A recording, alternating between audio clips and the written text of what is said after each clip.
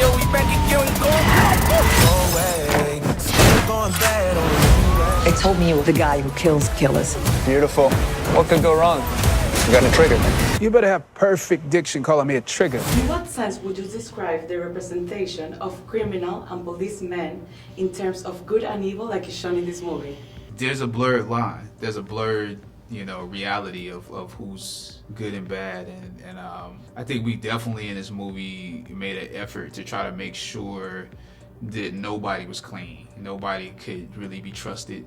That you don't quite know even what I'm gonna do. Everybody you should feel compassion for at a certain point in this movie. Be afraid, 2 shooters. They have training. for he does not bear the sword in vain. He carries out wrath on the wrongful. Yeah, like this movie shows that it's important to have compassion for people who do wrong things. Why is it important?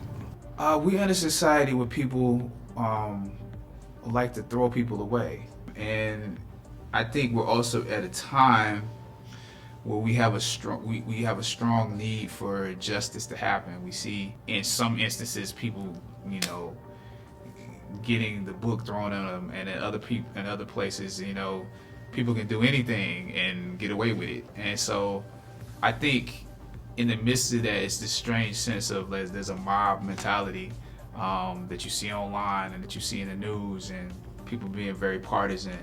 And I think the only way to sort of fix all those things is to put yourself in somebody else's shoes. If we don't catch these guys in the next 3 or 4 hours, they vanish.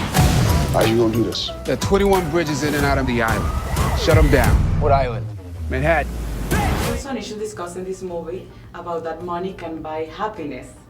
And to what extent do you think this is true? Money cannot buy happiness. It buys comfortability, but it definitely does not buy happiness at all. And why do you think sometimes it's so hard to take a decision in order to make justice and moral accomplishments? Well, sometimes it's because stuff is not that cut and dry. And there's usually some type of entanglement that keeps people from making what is a clear decision. You can lean to your own understanding if you're affected by, justice being enacted. So it's complicated at times when you have to take the sacrifice.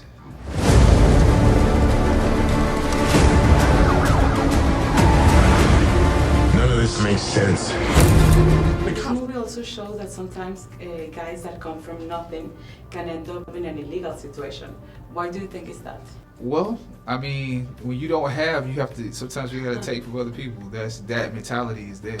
I heard that you got involved also in the writing process. Tell us about that.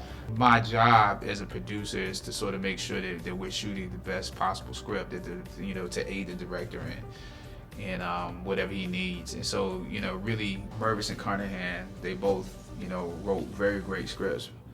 But in bringing it into fruition, it's necessary just for me to make notes, just for me to say, hey, we need some changes here and there, and to make sure that it got implemented, that we didn't shortchange that process.